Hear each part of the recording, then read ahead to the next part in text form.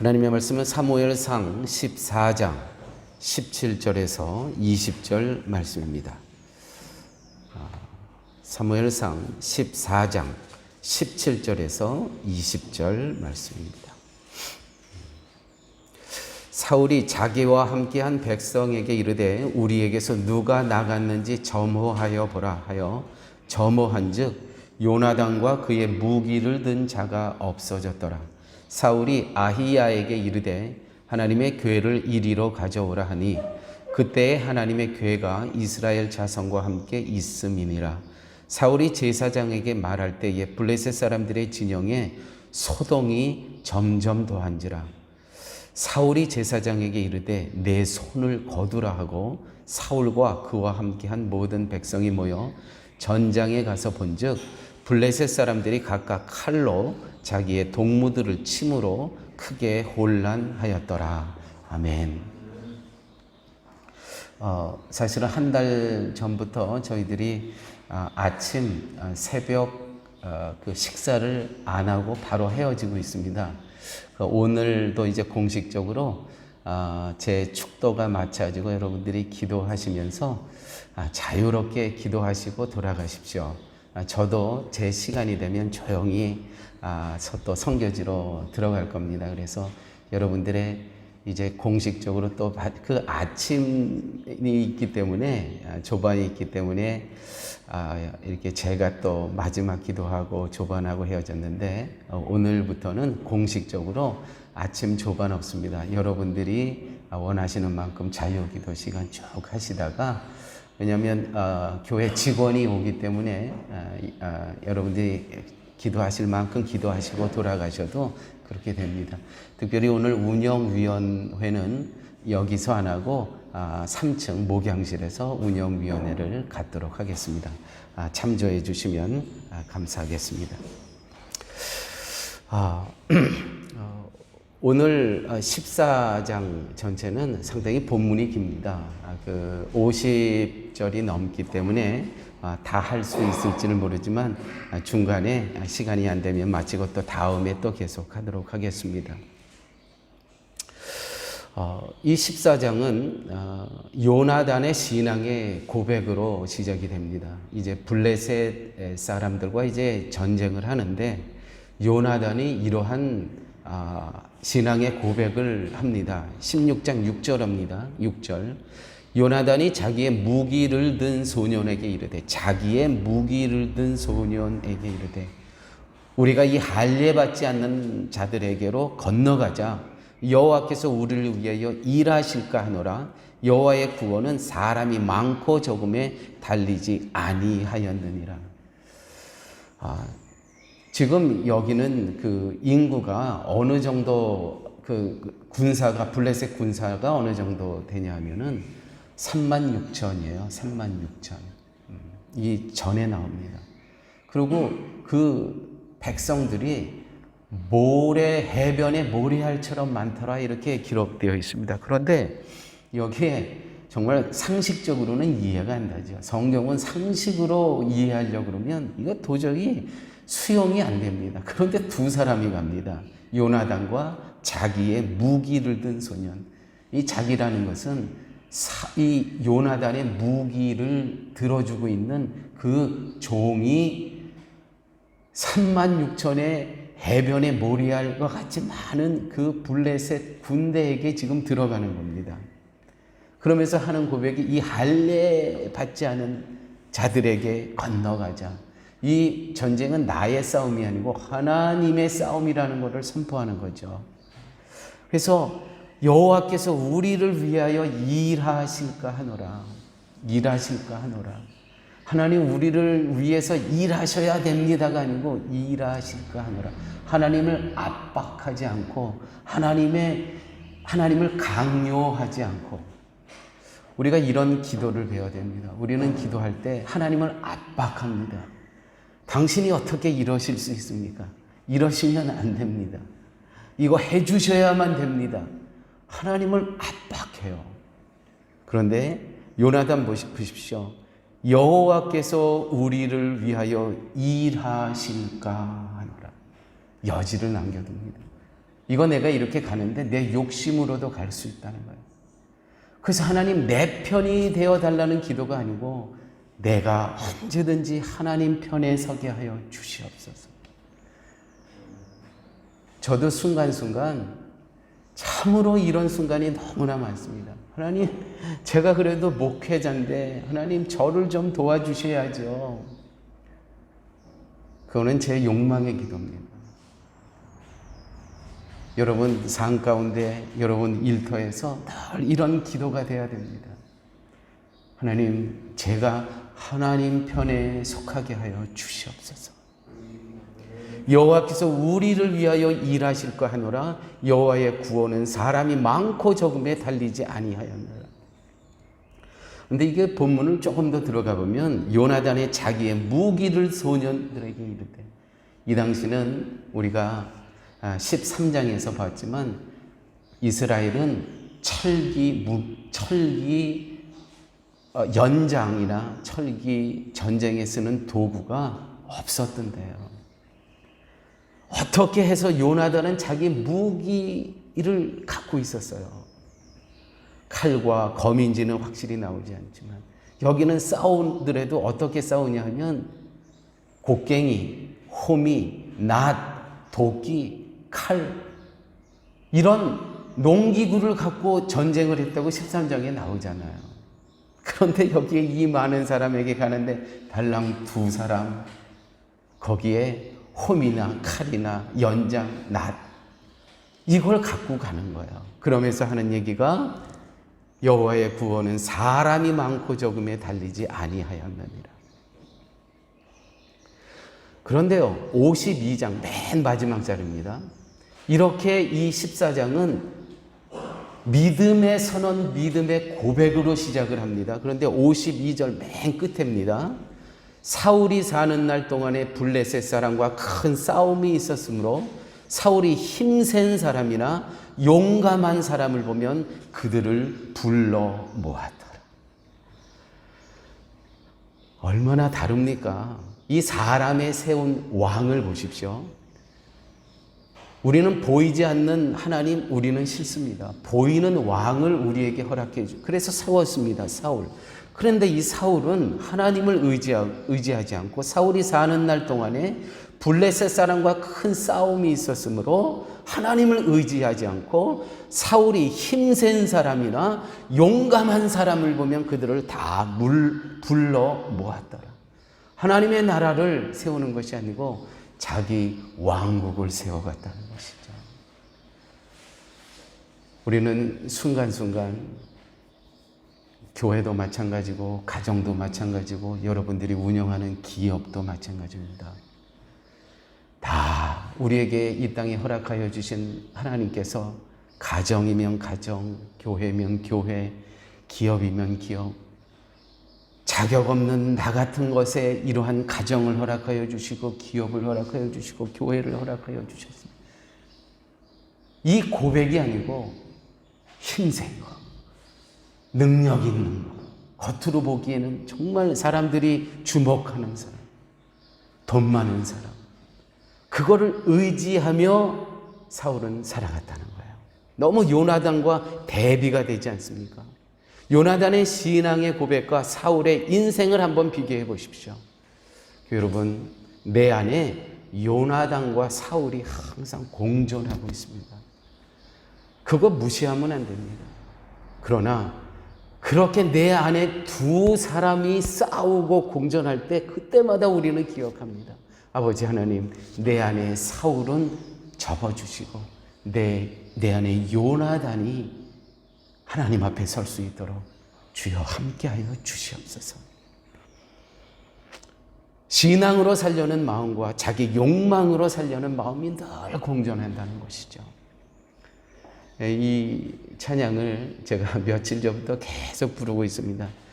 자격 없는 내 힘이 아닌 오직 예수님의 보혈로, 자격 없는 내 힘이 아닌 오직 예수님의 보혈로 정말 목회가 그렇습니다. 자격이 안 됩니다. 여러분 기업도 마찬가지일 겁니다.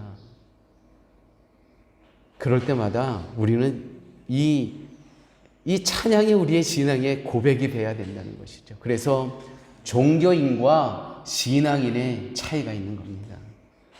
종교인은 힘으로 하려고 합니다. 힘으로, 나의 힘으로. 그래서 내가 모시고 있는 신앙의 대상이 내 종업원이에요. 이렇게 하세요. 이렇게 해 주십시오. 그게 종교인입니다. 신앙인은 알겠습니다. 내가 또 잘못된 길로 내 또 고집을 부렸습니다. 더 순간순간 하나님 앞에 무릎 꿇는 사람이 바로 신앙인들이라는 것이죠. 오늘 본문에 이렇게 기록되어 있습니다. 사울이 자기와 함께한 백성에게 이르되 우리에게 누가 나갔는지 점호하여 보라. 점호한 적 요나단과 그의 무기를 든 자가 없어졌더라. 아들이 없어진 거예요. 저 블레셋과 지금 전쟁이 시작되는데 사울이 아히야에게 이르되 하나님의 궤를 이리로 가져오라. 하나님의 법궤를 가져오라. 이 종교인들입니다. 무슨 일만 있으면 하나님의 법궤를 갖고 오라 그래요. 우리는 사무엘서를 이렇게 쭉 보면서 그 법궤를 이리저리 옮기면서 그 이스라엘이 그렇게 힘들었던 역사를 우리는 알고 있습니다. 법궤는 그것을 놓고 그것을 무슨 부적처럼 어떤 기적이 발생하는 게 아니죠. 자꾸 오해를 합니다. 우리가 예배를 드리면 우리 어떤 욕망을 갖고 예배를 드리면 하나님께서 기적을 은혜를 베풀어 주셔서 나의 욕망이 하나님께서 허락해 주실 것. 그게 아니죠. 하나님의 법궤에 세 가지가 있다는 거 우리는 늘 기억하셔야 됩니다. 뭐예요? 아론의 쌍난 지팡이. 내가 하나님을 배신합니다. 막 원망감. 아니 왜 아론의 그 지팡이에서만 왜 저 사람만 왜 제사장이 돼야 됩니까? 우리는 왜 같은 아론 우리 후예인데 왜 우리는 제사장이 못 됩니까? 네, 다 12지파 막대기 지팡이 갖고 와라. 근데 아론의 지팡이에서 싹이 나잖아요. 그게 뭐예요? 하나님 여전히 나는 정말 하나님 앞에 배신자입니다. 하나님 나는 부족합니다. 만나 우리에게 물을 달라. 우리의 먹을 것을 달라. 왜 우리를 여기서 죽게 만드는가? 하나님께서 만나를 40년 동안 매일 주십니다. 그 안에 있는 거 보면서 하나님 나는 죄인입니다. 나는 순간순간 정말 하나님께서 먹여주시지 않고 입혀주시지 않고 마실 거 주시지 않으면 나는 살아갈 존재가 안 됩니다. 이 고백이거든요. 거기에 십계명이 또 있잖아요. 말씀이. 뭐예요? 이게 두 번째 십계명이 있는 거예요. 내가 모세가 안 보이니까 거기다 우상을 밑에서 세우잖아요. 모세가 다 부셔버리고 그 하나님한테 제일 먼저 받는 십계명 부셔버리잖아요. 너희들이 어떻게 이럴 수 있냐? 두 번째 또 십계명을 가지고 그게 여기 있는 거예요. 뭐야? 그거 볼 때면 나는 죄인입니다. 순간순간 누인의 본이 보이지 않으면 또 배반할 수밖에 없는 그런 존재입니다. 아니 그게 법궤의 의미인데 그게 이 십자가의 의미인데 십자가 앞에서 법궤 앞에서 무슨 기적을 또 바라고 법궤를 가져오라 그래요. 법궤를. 하나님의 임재 앞에 우리가 늘 죄인임을 고백해야 된다는 것이죠. 오늘 우리가 이 아침에 나왔을 때도 하나님 여전히 저는 자격 없는 죄인입니다. 그것이 늘 우리의 신앙생활이 이렇게 돼야 된다. 그런데 종교인은 부적처럼 여겨요. 내가 이 예배를 드리면 나는 더 강화되고 나는 더 힘이 생겨. 아니에요. 예배 드릴 때마다 힘이 빠져야 돼요. 예배 드릴 때마다 힘이 빠져야 돼요. 예배 드릴 때마다 주님 나는 무익한 종입니다. 나는 비천한 존재입니다. 나는 당신 없으면 살아갈 수가 없습니다. 그런데 더 놀라운 것은요. 이스라엘이 전세를 유리하게 이끌어가자 이 사울은 제사 드리는 것을 멈추게 합니다. 정말 너무 놀라워요. 이렇게 기록되어 있죠. 사울이 제사장에게 말할 때에 블레셋 사람들의 진영에 소동이 점점 더한지라. 이게 이전에 이제 나오는데 무슨 내용이냐면 그 블레셋 안에 이스라엘 사람들이 그 블레셋 땅에 살고 있었어요. 근데 전쟁이 일어나니까 그 블레셋 땅에 살아가고 있었던 이스라엘 사람들이 일어난 거예요. 와, 하나님 하시는 일이 너무 놀랍지 않습니까? 그 해변가에 모래알같이 많은 그 군사들, 백성들의 그게 다 블레셋 사람들만이 아니고 이스라엘 사람들이 다 일어나갖고 막 혼란이 일어난 거예요. 서로 죽이고 싸우고 진영의 소동이 점점 더한지라 사울이 제사장에 이르되 내 손을 거두라. 이거 전세가 유리하게 돌아가고 있거든요. 그 예배 제사 드리는 거 중단해. 이거 완전히 하나님이 됐어요. 하나님. 자기가 제사도 시작하고 이거 제사장이 하는 거예요. 아니 법궤를 자기가 갖고 오라 할 것도 아니고요. 또 지금 제사를 드리고 있는데 제사장이 그 손을 멈추래요. 교회 여러분, 우리가 성령께서 내 안에 내주하지 않으시면 우리는 언제든지 이렇게 될 수가 있습니다. 내가 주인입니다. 오늘 성경 한번 볼까요? 23절부터 한번 좀 보도록 하겠습니다. 23절 이렇게 기록되어 있죠. 여호와께서 그날에 이스라엘을 구원하심으로 전쟁이 베다웬을 지나네. 이 전쟁에서 이제 승리를 하게 됩니다. 이날에 이스라엘 백성들이 피곤하였으니 전쟁을 하니까 피곤했죠. 이는 사울이 백성에게 맹세시켜 경계하여 이르기를 저녁고 내가 내 원수에게 보복하는 때까지 아무 물이든지 먹는 사람은 저주를 받을지어다 하였으므로 그러므로 모든 백성이 음식을 맛보지 못했대요. 아니 여러분 생각해 보시오. 전쟁을 하려고 그러면 음식을 먹이면서 전쟁을 해야 되는 거 아닙니까? 그런데 여기서 금식을 선포해요. 금식을. 거기다가 뭐 법궤도 가져오라 그러지. 거기다 금식을 또 선언하지. 이게 말씀에 서지 못한 사람들은 자기 신앙을, 자기 종교를 계속 강화합니다. 계속 강화. 극단적으로 계속 나갑니다. 이건 무슨 의미냐면 사람이 약해질 때, 사람이 영적으로 약해질 때 더 극단화되고 종교화된다는 것이죠. 내가 아니면 흥분할 때, 내가 성령의 다스림을 받지 못하고 내 감정으로 내 스스로 흥분될 때, 아니면 약해질 때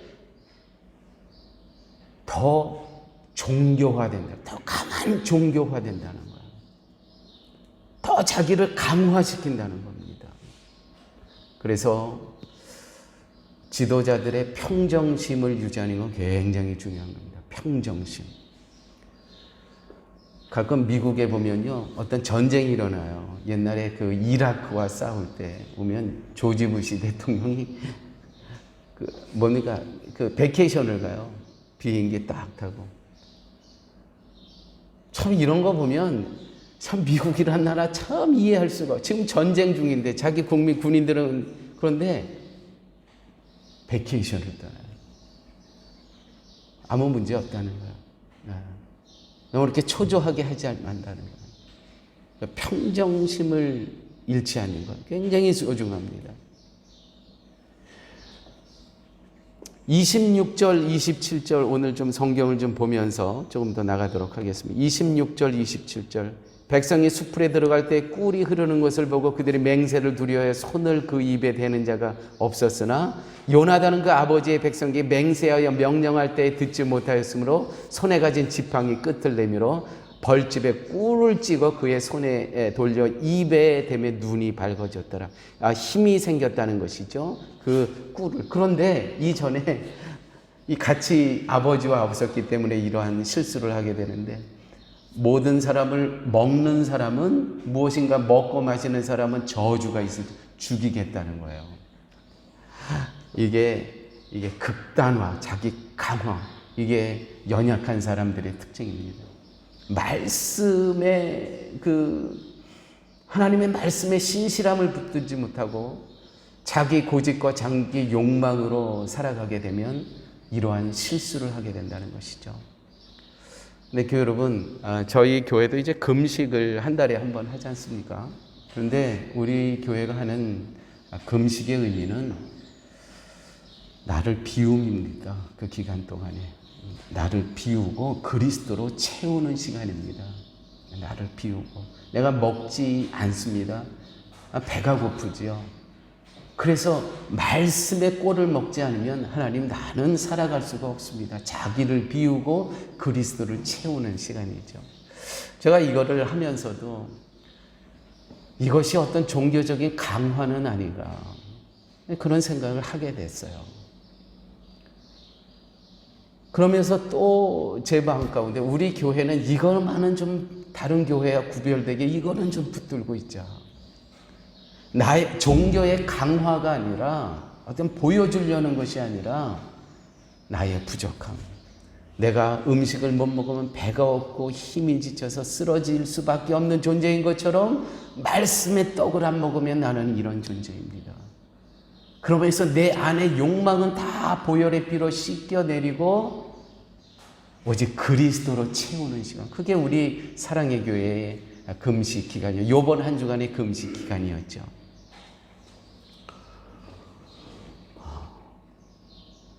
또 우리 교회가 운영위원회를 토요일 새벽 예배 마치고 합니다. 이것도 어떤 종교적인 강화가 아닌가. 너무 성도들이 힘들어하지 않나. 근데 여기에는 이유가 있죠. 우리는 주일의 안식화라는 것이 있습니다. 주일의 안식을 위해서.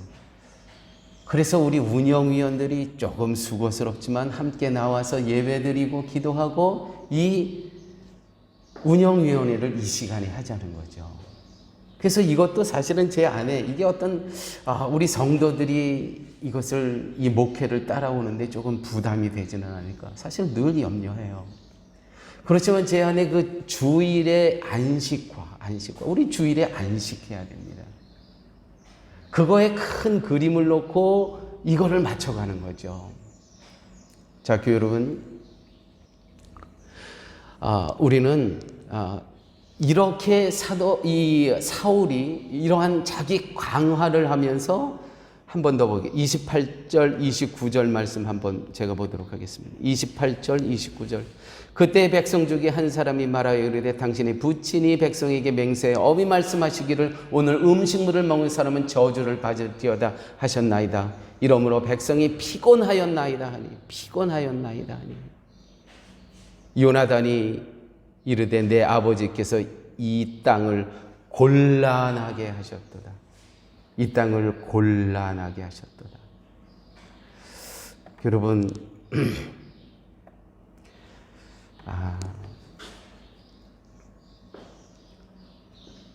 목회를 하다 보면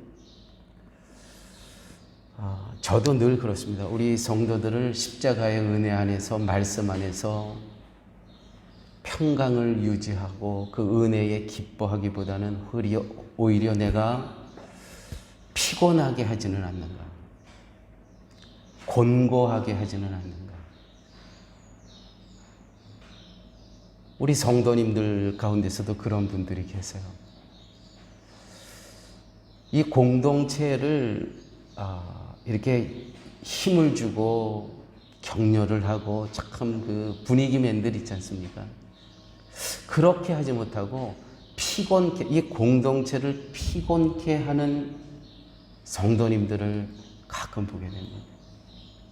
정말 곤고하게 공동체가 지금 한 방향으로 잘 가고 있는데 오케스트라로 치면 자기 그 악보를 보고 자꾸 삑사리가 나요. 삑사리.